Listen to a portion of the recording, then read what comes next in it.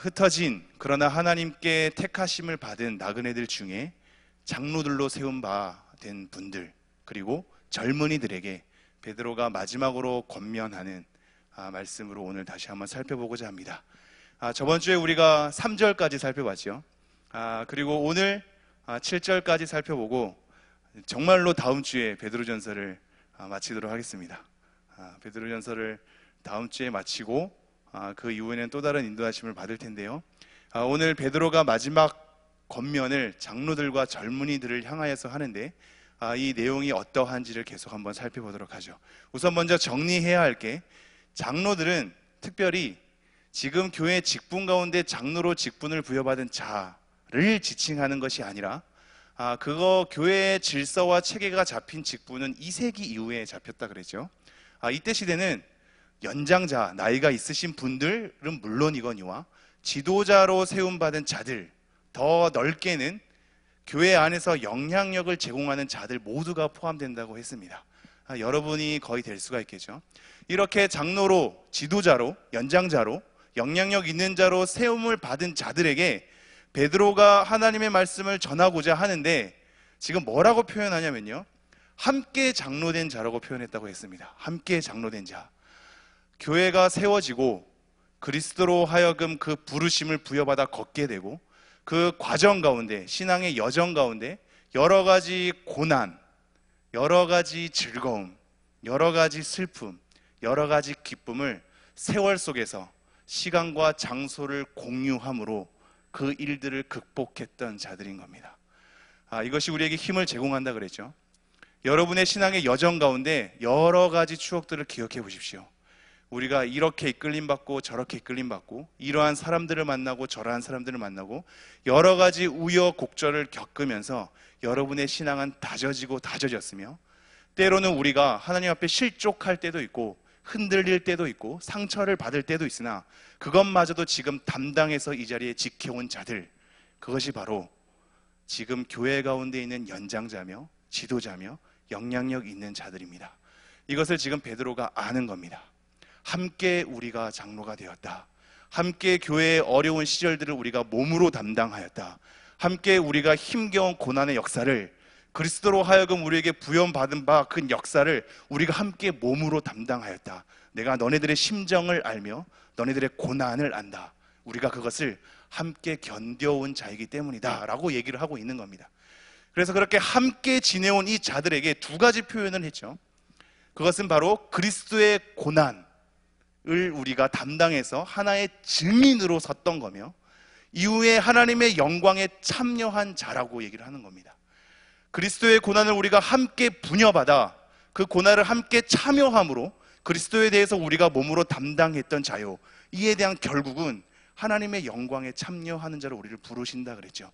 여러분, 이것을 여러분이 계속 증언해 주셔야 한다고 했습니다.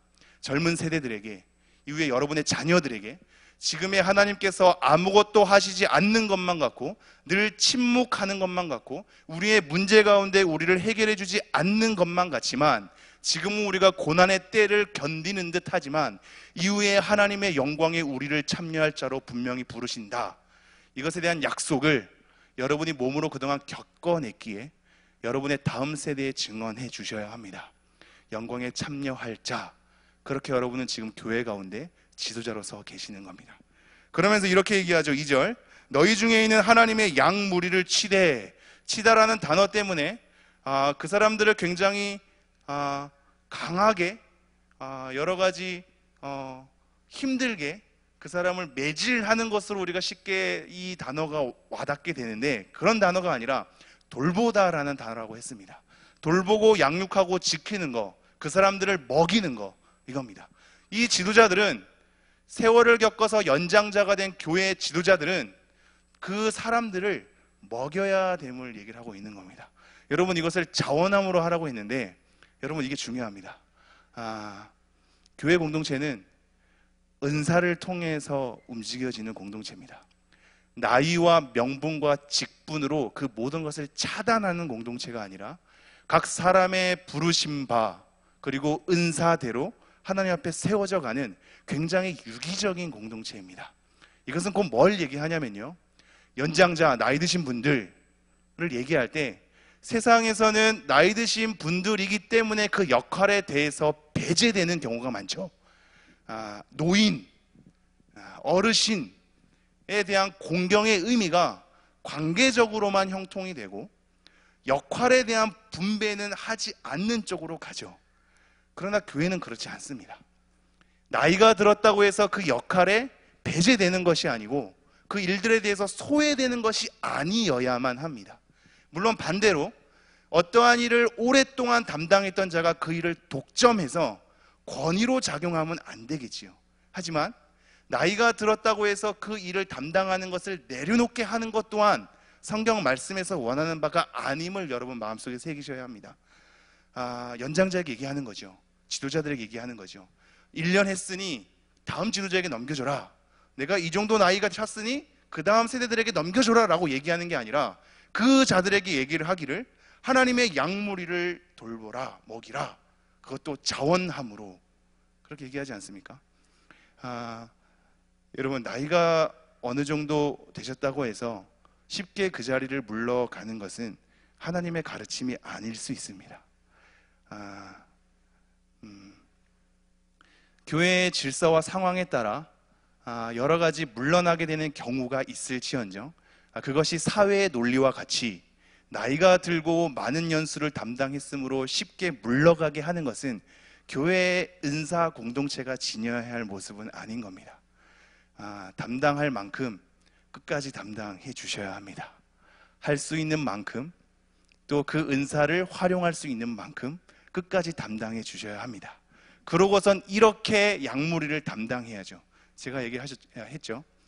여러 세월을 겪는 동안 하나님께서 일하셨던 것들에 대해서 우리가 여러 가지 우여곡절을 겪으면서 버텨온 것들에 대해서 다음 세대에게 들려줘야 하는데 이것은 반대로 또 하나의 책임이 있습니다. 우리가 젊어서 우리가 어려서 여러 가지 열정으로 담당해 오다가 잘못된 것들을 내가 경험했을 때 다음 세대들에게 내가 그것을 그렇게 해왔는데 이것은 잘못이었다라고 가르쳐 주셔야만 합니다. 이것은 무슨 얘기냐면 교회 안에서 전통으로 굳어진 것들에 대해서 그것이 지도자와 연장자들이 잘못된 것인 줄 중간에 알았으면 전통으로 고집할 것이 아니라 고쳐주셔야 합니다. 그것이 하나님의 양무리를 치는 연장자와 리더와 영향력 있는 사람들이 해야 할 역할인 겁니다. 그렇게 하나님의 양무리를 치랍니다. 내가 실수했던 것, 내가 여러 가지 하나님 앞에 하나님께 매달려 보니 이것으로 이렇게 하면 하나님께서 해수진 줄 알았는데 그렇지 않을 때도 있더라. 내가 이것이 맞는 줄 알고 혈기를 부렸는데 그렇지 않을 때도 있더라. 하나님의 일하심은 우리가 그렇게 얕게, 우리가 좁게 함부로 단정 지을 수 없더라. 하나님의 크심 가운데 우리가 있으니 이러한 삶도 하나님의 크심과 기쁘심 가운데 다 담아낼 수 있더라를 연장자와 리더자들이 증언해 주셔야 합니다. 본인의 실수와 과오들을 되돌아보며 그 다음 세대 하나님의 양무리들에게 하나님의 돌보심 가운데 그렇게 서야 할 것을 일러주셔야 하는 거죠. 그러면서 이렇게 세 가지를 얘기했죠. 억지로 하지 말고 하나님의 뜻을 따라 자원함으로 하며 더러운 이득을 위하여 하지 말고 기꺼이 하며 맡은 자들에게 주장하는 자세, 이 주인에 대한 행세라 그랬죠. 권리를 부리는 겁니다.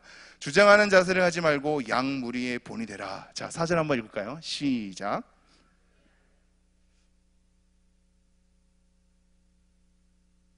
자, 이렇게 하면 목자장이 나타나실 때, 예수 그리스도죠.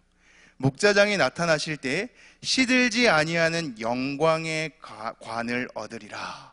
자, 우리가 이 말씀 1장 23절 24절로 가볼까요? 베드로전서 1장 23절 24절 제가 한번 쭉 읽어보도록 하겠습니다.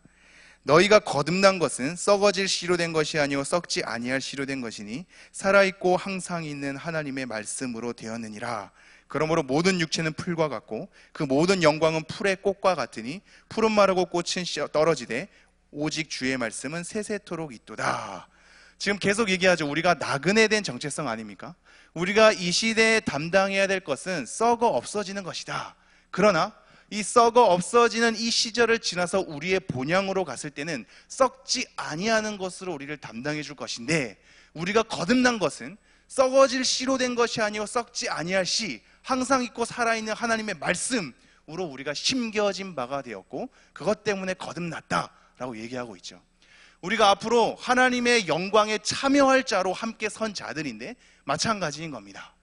영광의 관을 받는데 이것은 시들지 않는 것이라고 우리에게 얘기를 하고 있는 겁니다. 나그네 된 삶에서 남들을 부러워하는 업적, 그것은 결국 썩어 없어지는 것인데 우리는 시들지 아니하는 하나님의 영광으로 가득하게 메워질 것이다 얘기를 하고 있는 거죠. 다시 한번 돌아올까요? 5장 4절. 그리하면 목자장이 나타나실 때 시들지 아니하는 영광의 관을 얻으리라.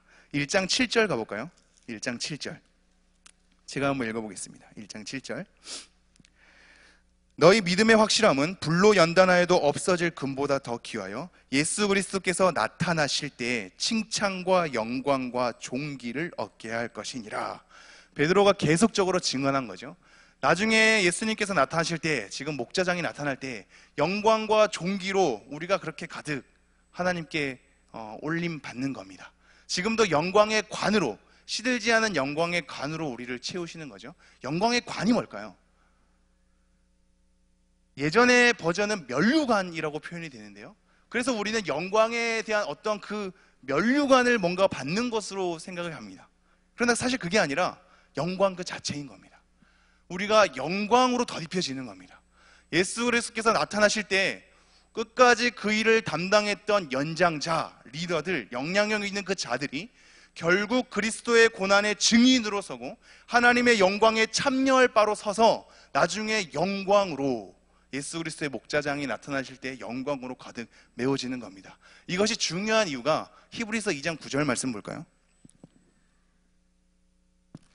히브리서 2장 9절 말씀 제가 한번 쭉 읽어보겠습니다. 2장 9절. 오직 우리가 천사들보다 잠시 동안 못하게 하심을 입은 자 곧 죽음의 고난 받으심으로 말미암아 영광과 존귀로 관을 쓰신 예수를 보니. 눈에 들어오시죠? 영광과 존귀로 가득한 건 예수 그리스도의 모습인 거거든요. 그러므로 우리가 영광과 존귀를 얻게 되고 시들지 않는 영광의 관으로 우리가 나아가게 되는 것, 영광 자체로 된다는 건 예수 그리스도와 동일한 상태로 예수 그리스도께서 입으신 영광의 모습으로 우리가 안기는 것을 얘기하는 겁니다. 다시 한번 5장 4절 읽을게요. 그리하면 목자장이 나타나실 때 시들지 아니하는 영광의 관을 얻으리라.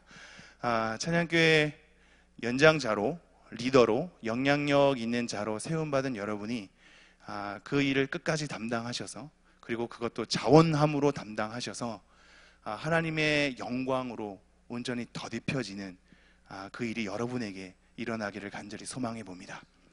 5절 다 같이 읽어보도록 하겠습니다. 시작. 젊은 자들아 이와 같이 장로들에게 순종하고 다 서로 겸손으로 허리를 동이라. 하나님은 교만한 자를 대적하시되 겸손한 자들에게는 은혜를 주시느니라. 자, 이와 같이라고 하면서 젊은 자들에게 이제 다시 한번 시선을 돌리죠. 이것은 의미가 있습니다. 제가 마지막에 저번 주에 얘기했죠.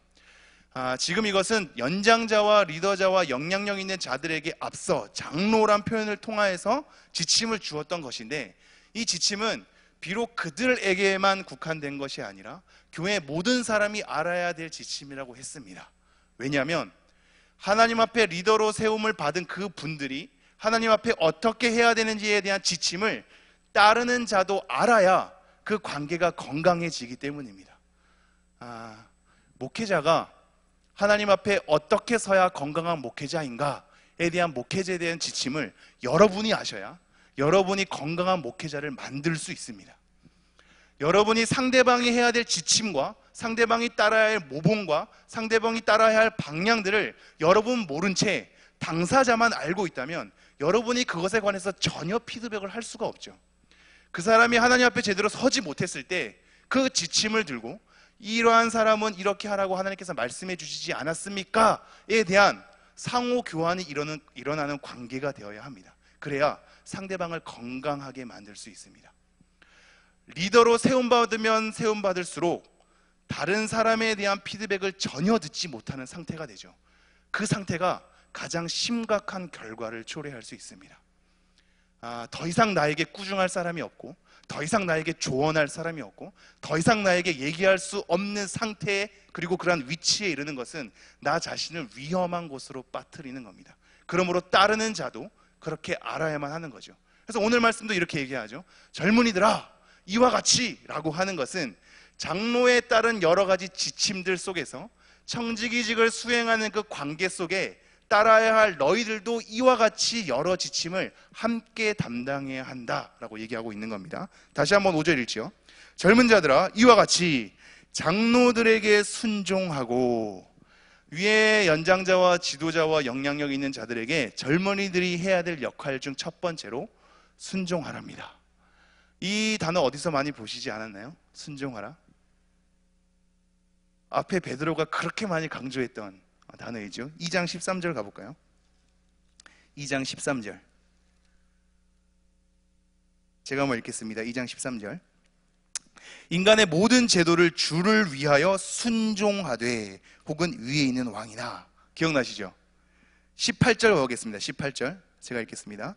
사환들아, 범사의 두려워함으로 주인들에게 순종하되. 사환들이 주인에게 순종해야 될 것. 3장 1절 가겠습니다. 3장 1절 아내들아, 이와 같이 자기 남편에게 순종하라. 7절 가면 남편들도 이와 같이. 이 단어 생각나시죠? 순종이라는 것은 그 대상에게, 국가란 대상에게, 아니면 주인이란 대상에게, 아니면 남편이나 아내가 되는 대상에게 무조건적으로 복종하라라는 뜻이 아니라고 했습니다.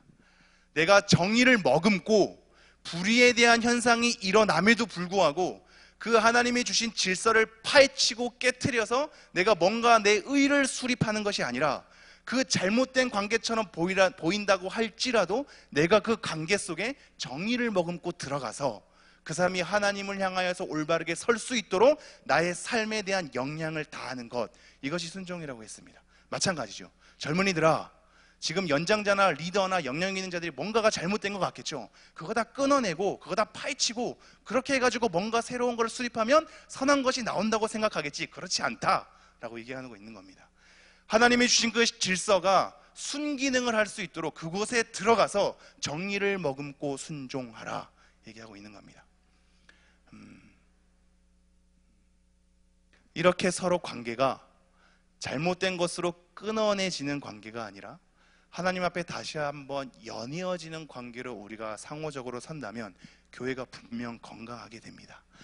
저희 교회가 그런 교회가 됐으면 좋겠습니다. 제가 다시 한번 읽지요. 젊은 자들아, 이와 같이 장로들에게 순종하고 다 서로 겸손으로 허리를 동이라. 하나님은 교만한 자를 대적하시되 겸손한 자들에게는 은혜를 주시느니라. 장로들에게 순종하라고 얘기하면서 우리에게 요구하는, 젊은이들에게 요구하는 것이 뭐냐면 겸손입니다. 겸손으로 허리를 동이라. 1장 13절 가볼까요? 1장 13절 제가 한번 읽죠. 1장 13절 그러므로 너희 마음의 허리를 동이고. 기억나십니까? 이때 허리를 동인다는 건, 마음의 허리를 동인다는 것은 우리가 뭔가 이렇게 꽉 부여매는 거거든요. 지금 다시 본문으로 돌아와서 다 서로 겸손으로 허리를 동이라 라고 할 때는 다른 단어입니다. 동여매는 게 아니라 겸손이라는 옷을 덧입는 겁니다. 이게 의미가 있는 것은 우리가 그리스도로 하여금 의를 덧입게 되는 거거든요. 이 의를 덧입는 것과 겸손이 같이 가는 겁니다. 우리의 죄악을 그리스도 때문에 그리스도의 의로 덮여진 것처럼, 그리스도의 옷을 입은 것처럼 이 의를 입는다는 것은 곧 겸손을 입는다는 것이다 라는 것으로 연결이 되고, 겸손을 입는 것은 그리스도의 의를 입는 것이랑 연결이 되는 겁니다. 다시 한번 읽죠. 젊은 자들아, 이와 같이 장로들에게 순종하고 다 겸손으로 허리를 동이라. 하나님은 교만한 자를 대적하시되. 하나님은 교만한 자를 대적하신답니다. 대적한다는 것은 거슬려서 그 사람을 공격할 수 있는 상대방의 입장으로 이 대열을 정비하는 것을 얘기합니다. 한마디로 전쟁할 때 이 대열을 정비해서 그 사람을 공격하도록 대항하는 위치, 이것이 대적한다는 거거든요. 교만한 사람은 하나님께서 대적하신답니다. 정렬을 정비해서 그 사람을 공격하는 것으로 하나님께서 그렇게 선답니다. 다시 한번요. 하나님은 교만한 자를 대적하시되 겸손한 자들에게는 은혜를 주시느니라. 이 교만에 대해서 우리가 좀 살펴봐야 하는데요. 우리는 쉽게 교만은 하나님보다 높아지는 것으로 많이 알고 계시죠. 네. 그것이 틀린 얘기는 아닙니다만 우리의 일상을 담아내는 얘기도 아닙니다. 우리가 감히 하나님보다 높아지겠습니까? 우리가 신앙이 있는 자인데 하나님보다 감히 더 높아지는 삶으로 여러분이 일상을 보내십니까? 전혀 그렇지 않지요. 전혀 그렇지 않은데도 불구하고 우리에게 교만이 나올 수 있는 것은 뭘까요? 아니, 교만한 이유는 뭘까요? 그것은 하나님보다 높아진다는 개념적인 차원에서 교만을 이해해야 되지 않고, 교만에 대한 일상을 이해한 언어는 이거입니다. 자기 생각에 확고한 사람, 이게 교만하다 그러는 겁니다. 남들의 얘기가 전혀 들어오지 않는 사람, 하나님의 말씀에 대해서 전혀 귀담아 들을 수 없는 사람, 어떠한 조언과 어떠한 피드백도 전혀 그 사람 가슴 속에 들어오지 않는 사람, 자기로 꽉 찬 사람, 이게 교만한 사람입니다. 자기로 꽉 찬 사람, 자기로 꽉 찼기 때문에 어떠한 것도 들어올 수 없는 겁니다. 자기가 꽉 찼기 때문에 하나님의 말씀조차 들어올 수 없는 겁니다. 자기가 본 것이 옳으며, 자기가 생각하는 것이 옳으며, 자기가 나아갈 방향이 자기대로, 자기식대로 모든 것이 똘똘 뭉친 자, 이것을 교만하다라고 얘기합니다. 그래서 고린도전서 4장 6절에 보면 이런 말이 나와 있죠. 한번 가볼까요? 고린도전서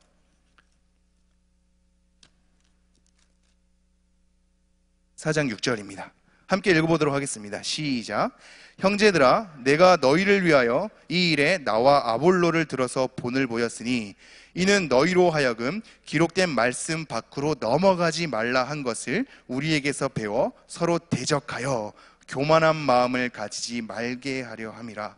이 교만한 마음이 어떤 문구와 함께 등장하냐면요, 서로 대적한다라는 말과 등장하면서 그 위에 말씀 밖으로 넘어간다는 말과 얘기를 하고 있는 겁니다. 한마디로 교만해서 내가 내 안에서 나로 가득 찬 상태는 하나님의 말씀 밖으로 넘어가게 만듭니다. 하나님의 말씀이 감히 내 안에 들어오지 못하게 만드는 겁니다. 나로 가득 차 있기 때문에 하나님의 말씀이 비집고 들어올 틈도 없고, 우리의 관계를 대적적인 관계로 만들게 되고, 하나님의 말씀이 있음에도 불구하고 그 말씀 밖으로 넘어가게 되는 겁니다. 왜 그럴까요? 나로 가득하기 때문입니다. 하나님의 말씀이 더 이상 나를 치지 못하는 상태, 하나님 말씀 앞에 더 이상 내가 무릎 꿇을 필요가 없는 상태, 내 마음에 가득한 내 심정 가운데 어떠한 조언과 어떠한 하나님의 말씀도 들어오지 못하는 상태, 이것이 교만한 거고, 그것이 나로 가득한 상태인 겁니다. 여러분, 하나님의 말씀은 우리에게 어떻게 던져질까요?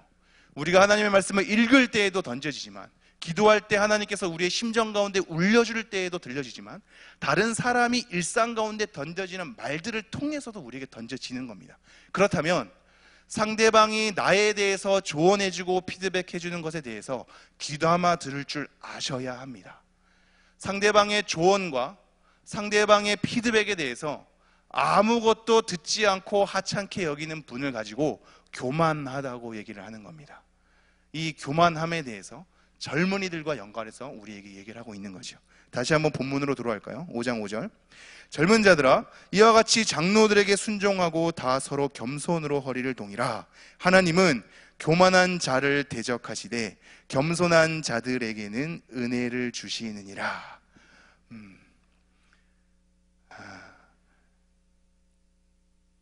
우리가 교만하지 않다라는 고백으로부터 교만은 시작됩니다. 항상 교만을 경계하겠습니다. 우리가 강하고 견고하게 매듭지은 나의 자아가 허물어져야만 겸손으로 갈 수 있는 겁니다. 겸손이라는 것은 자기를 낮추는 거거든요. 낮춘다는 것은 이런 식으로 우리가 써먹으면 안 됩니다. 위치가 있는 자가 뭔가 낮아지는 것으로 이 표현을 쓰는데요, 내가 더 내려갈게 라는 표현으로 씁니다. 이것은 곧 뭘 얘기하냐면 내가 위치가 어느 정도 높다라는 걸 얘기하는 겁니다. 내용을 따라오시겠는지요? 내가 높은 자리니까 내려올 수 있는 거지요. 내가 더 내려갈게, 내가 더 낮아질게는 오히려 교만을 나타낼 수 있는 겁니다. 진정한 겸손이 뭘까요? 내가 아무것도 아닌 자임을 아는 겁니다. 겸손이라는 단어가 가지고 있는 낮추라는 것은 하나님 앞에 내가 어떠한 존재임을 너무나 잘 알기에 수그릴 수밖에 없는 겁니다. 더 이상 뭔가 낮아지는 위치 자체가 없는 거죠. 내가 바닥인 걸요. 내가 더 이상 내려갈 데가 없는 걸요. 나는 그러한 존재입니다. 더 이상 내려갈 데도 없고 내가 높아진 것도 아니며 나는 하나님 앞에 그렇게 최악의 상황으로 늘 그렇게 엎드린 자입니다 라는 게 겸손의 진정한 의미입니다. 뭔가 위치가 있는 사람이, 뭔가 명분을 갖춘 사람이, 뭔가 대통령이나 정치인들, 사람들이 우러러보는 위치에 있는 사람이 시장에 가가지고 잠시 내려오고 낮아지는 것, 이게 겸손이 아닌 겁니다. 내가 더 내려가겠다라고 하는 것은, 내가 더 낮아지겠다고 하는 것은 내가 이미 높은 위치에 섰다라는 것을 은연중에 드러내는 걸 수도 있습니다. 몸을 낮춘다라는 건 내가 정말 하나님 앞에서 최악의 비참한 죄인으로서 자랑할 것이 아무것도 없고 내세울 만한 것이 아무것도 없는, 사람들은 나를 칭찬하나 내 본연의 모습은 하나님 앞에서 내가 더욱 잘 아니 하나님 앞에 내 몸과 마음을 낮출 수밖에 없는 상태, 이것이 겸손인 겁니다. 그것의 반대가 교만인 거죠. 나로 가득 찬 상태인 겁니다. 다시 한번 읽어볼까요? 젊은 자들아 이와 같이 장로들에게 순종하고 다 서로 겸손으로 허리를 동이라. 하나님은 교만한 자를 대적하시되 겸손한 자들에게는 은혜를 주시느니라. 야고보서 4장 6절 가볼까요? 야고보서 4장 6절 제가 함께 읽겠습니다. 비슷한 말인데요. 그러나 더욱 큰 은혜를 주시나니 그러므로 일렀으되 하나님이 교만한 자를 물리치시고 겸손한 자에게 은혜를 주신다 하였느니라. 눈에 들어오시죠? 교만한 자는 하나님이 대적하십니다. 그러나 겸손한 자들에게는 하나님께서 은혜를 주신답니다. 우리가 하나님께 버틸 수 있는 것, 세움 받을 수 있는 것, 나아갈 수 있는 것, 우리의 신앙의 여정을 걸어낼 수 있는 것은 우리가 아무것도 아닌데, 그래서 낮출 수밖에 없는 상태인데 그런 자에게 베풀어 주시는 하나님의 은혜 때문인 겁니다. 우리가 우리의 자아로 똘똘 뭉친 상태에선 그 어떠한 것도 할 수 없죠. 하나님이 대적자가 되시기 때문입니다. 그래서 교만한 자는 계속 패망하고 실패하는 것으로 우리에게 잠언이 비춰서 설명을 하고 있는 겁니다. 다시 한번 5절 함께 읽도록 하겠습니다. 시작. 젊은 자들아 이와 같이 장로들에게 순종하고 다 서로 겸손으로 허리를 동이라. 하나님은 교만한 자를 대적하시되 겸손한 자들에게는 은혜를 주시느니라. 6절 제가 읽을게요.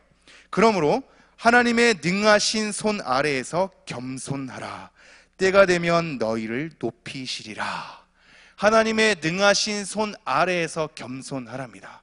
우리가 낮추되 도대체 누구 앞에서 낮추냐? 그것은 하나님의 능하신 손이랍니다. 하나님의 능하신 손. 이것이 너무나 중요한 표현인데요. 하나님의 손. 이거 너무나 중요한 표현입니다. 역대하 29장 말씀 볼까요? 역대하 29장 11절부터 보겠습니다. 자막이 나왔을 텐데요. 저는 제 성경을 가지고 보겠습니다. 역대하 29장 11절부터 잠시만요. 역대상 29장입니다. 죄송합니다. 역대상 29장 11절부터 14절입니다. 아마 그럼 자막이 좀 제가 역대하로 올렸는데 준비가 안 될 수도 있겠습니다. 역대상 29장 11절부터 제가 읽겠습니다. 여호와여 위대하심과 권능과 영광과 승리와 위엄이 다 주께 속하였사오니 천지에 있는 것이 다 주의 것이로소이다. 여호와여 주권도 주께 속하였사오니 주는 높으사 만물의 머리이심이니이다. 부와 귀가 주께로 말미암고 또 주는 만물의 주제가 되사 손에 권세와 능력이 있사오니 모든 사람을 크게 하심과 강하게 하심이 주의 손에 있나이다. 우리 하나님이여 이제 우리가 주께 감사하오며 주의 영화로운 이름을 찬양하나이다. 나와 내 백성이 무엇이기에 이처럼 즐거운 마음으로 드릴 힘이 있었나이까. 모든 것이 주께로 말미암아 싸우니 우리가 주의 손에서 받은 것으로 주께 드렸을 뿐이니이다. 한번 읽어서 내용이 잘 들어오지 않겠지만 계속 중요한 말들이 들려지죠. 주의 손에 달렸나이다. 주의 손으로부터 말미암았나이다 라는 겁니다. 이 표현이 지금 누가 고백하는 거냐면요, 다윗이 고백하는 겁니다. 다윗의 일생이 그렇게 기름 부음 받았음에도 불구하고 사울이 죽이는 것 때문에 쫓겨가고 그렇게 10년을 도망자의 신세로 있다가 나중에 왕으로 귀환하지만 그 죄로 인하여 다시 한번 압살롬이 반역을 하죠. 그리고 또다시 쫓겨나는 신세가 되는 겁니다. 인생의 대부분의 시절이 왕의 시절로 보내기도 하지만 쫓겨나는 시절로 보내기도 하는 다윗의 인생사 속에 마지막으로 정리하기를, 내가 이러한 인생을 하나님께 살아보니 모든 것이 주의 손에 달렸음을 내가 아나이다 라는 표현입니다. 지금 여기 찬양교회에 있는 연장자, 리더, 영역이 있는 그 장로로 속하는 분들이 더 잘 알지 않습니까? 내가 이것저것 우여곡절을 다 경험해 보니 우리의 인생사가 주의 손에 달렸다라는 것이 다윗의 최종적인 고백이고, 여러분도 고백하는 그런 고백 아니겠습니까? 고난을 겪어본 자만이, 고난을 겪어온 길에 하나님께서 나를 이끄셨다라는 것을 고백할 수 있는 자만이 내 모든 인생이 하나님의 손에 달렸습니다라고 고백할 수 있는 겁니다. 그래서 유사하게 고난을 꼭 겪어본 사람은 비슷한 고백을 하게 됩니다. 또 다른 말씀 볼까요? 사무엘상을 보죠. 사무엘상 2장 6절입니다. 피한 말로 고백을 하는데요, 사무엘상 2장 6절. 아마 자막 이번엔 준비가 돼 있을 거고요, 저는 제 성경을 가지고 한번 읽어보겠습니다. 2장 6절 7절. 거두신 이도 여호와시오니 여호와의 이름이 찬송을 받으실지니이다 하고, 들어오시죠. 고난을 겪어낸 본 자만이 아는 고백. 한나나 욥이나 전도서 기자나 다윗이나 모든 우여곡절을 알고 겪어내고 살아와 보니 이 모든 것이 하나님의 손에 달렸다. 젊은이들이 이해하지 못할지언정 내 모든 삶을 하나님 앞에 신앙의 여정을 걸어보니 이 모든 것이 하나님의 손에 달려있구나 라는 것을 다시 한번 강조하며 일러주는 겁니다. 제가 다시 한번 읽지요. 6절, 우리 본절로 돌아오겠습니다. 본문 6절. 그러므로 하나님의 능하신 손 아래에서 겸손하라. 때가 되면 너희를 높이시리라. 하나님의 손 안에서, 모든 것이 하나님의 손에 달려있기에 그 하나님의 손 아래에서 겸손하라. 우리가 누군지를 하나님의 그 높으심 아래에서 마주하라. 아무것도 아니니 나의 모든 인생사가 하나님의 손에 달렸으니 하나님 앞에 그저 낮아진 자로서 우리의 심정을 고백하며 하나님의 도우심을 구하라. 그렇게 되면 하나님께서 하나님의 때에 너희를 높여주실 것이다 라고 얘기하는 겁니다. 마지막 7절 말씀 함께 읽도록 하겠습니다. 시작. 너희 염려를 다 주께 맡기라. 이는 그가 너희를 돌보심이라. 너희 염려를 다 주께 맡기라. 자, 이 말씀이 사실 6절과 이어져 있는 겁니다. 그래서 직접적으로는 젊은이들에게 하는 말이 되고도 전체적으로는 모든 교인들에게 하는 말이 되기도 합니다. 지금 젊은이들에게 겸손에 대해서, 즉 장로들에게 순종하라라고 하면서 겸손을 강조하죠. 하나님의 손 아래에서 겸손하라 얘기하면서 다시 연이어서 우리에게 강조하는 것은 염려하지 말라라는 겁니다. 이 염려를 주님께 맡기라는 겁니다. 염려라는 단어는 이겁니다. 우리의 마음이 조각으로 나뉘어지는 것을 염려라고 합니다. 우리의 마음이 조각으로 나뉘어지는 것, 이것이 여러 가지 일들을 담당하게 되니까 나에 대한 마음의 주인이 여러 가지로 갈려져서 허덕여서 내 마음 상태가 나누어진 것을 얘기합니다. 이와 관련된 말씀 한번 볼까요? 시편 55장 22절입니다. 자막이 준비되어 있을 텐데요. 시편 55장 22절 함께 읽겠습니다. 시작. 내 짐을 여호와께 맡기라. 그가 너를 붙드시고 의인의 요동함을 영원히 허락하지 아니하시리로다. 지금 너의 염려를 다 주께 맡기라 라고 하는데, 지금 동일한 말씀이 우리에게 맡기라라고 얘기하고 있는 거거든요. 이 맡기라고 하는 맥락이 마음의 분주함으로 여러 가지 마음이 나눠져서 내 마음의 주인된 상태로 작용하기 때문입니다. 이 말씀이 어디서 나올까요? 마리아와 마르다. 일이 많아서 마음이 분주한지라 라고 하면서, 일이 많아, 염려와 걱정이 너에게 많다라고 예수님께서 지적하시죠. 일이 많아서 마음이 나눠진 것이며 그것 때문에 염려가 온 겁니다. 이거에 대한 비슷한 맥락이 어디서 나올까요? 마태복음 6장. 무엇을 먹을까, 무엇을 입을까, 무엇을 마실까 염려하지 말라라고 나왔는데, 이 무엇을 입을까, 먹을까, 마실까 염려하지 말라라고 하는 윗구절들이 뭐냐면, 내 보물이 있는 곳에 내 마음이 있다 랍니다. 한 사람이 두 주인을 섬기지 못하되 하나님과 재물을 겸하여 섬길 수 없느니라, 이겁니다. 이게 뭘 의미할까요? 내가 소원하고자 열정을 퍼붓고자 마음을 쏟는 것이 여러 군데면 그것이 나의 주인이 돼버리는 겁니다. 재물이 그렇게 될 수 있고 하나님이 그렇게 될 수 있어서 이 모든 염려를 하나님께 맡기라라는 것은, 정리해라. 너의 주인이 누구신지, 하나님의 손에 우리의 인생이 달렸으니 하나님의 손 아래에서 겸손해야 하는데, 그러기 때문에 지금 수많은 일을 담당할 것처럼 열정을 쏟아내는 내가 그것 때문에 마음이 나눠져서 여러 주인을 섬기고 있으니 하나님을 주인으로 온전히 섬겨라 라는 것이 염려를 주께 맡기라 라는 겁니다. 우리에겐 허탈할 수 있죠. 열정을 쏟아야 되지 않습니까? 마음을 쏟고 노력을 해야 그 일이 해결되지 않습니까? 근데 하나님께 맡기라뇨. 이것을 우리가 어떻게 받아들여야 할까요? 하나님께 맡기라라는 것이 위로 던져버리라는 뜻이거든요. 그럼 나는 아무것도 하지 않은 채 그냥 던져버리나요? 우리의 노력은 없이요? 하나님께 맡기면 모든 것이 다 이루어지나요? 여기서 하나님께 맡기라라는 것은 하나님에 대한 주인됨을 얘기하는 거잖아요. 하나님을 주인으로 섬긴다라는 것은 하나님을 의뢰하는 것을 얘기합니다. 하나님을 의뢰하는 것, 하나님을 의지하는 것, 그래서 하나님에 대한 말씀을 순종하는 것, 이것이 여호와께 맡기라는 얘기입니다. 그래서 야고보서 4장 6절, 7절, 10절에 이렇게 나와 있습니다. 아까 잠깐 봤는데요, 야고보서로 잠깐 돌아갈까요? 야고보서 4장 6절, 7절, 10절 말씀은 제가 읽겠습니다. 그러나 더욱 큰 은혜를 주시나니 그러므로 일렀으되 하나님이 교만한 자를 물리치시고 겸손한 자에게 은혜를 주신다 하였느니라. 그런즉 너희는 하나님께 복종할지어다. 마귀를 대적하라. 그리하면 너희를 피하리라. 8절도 읽죠.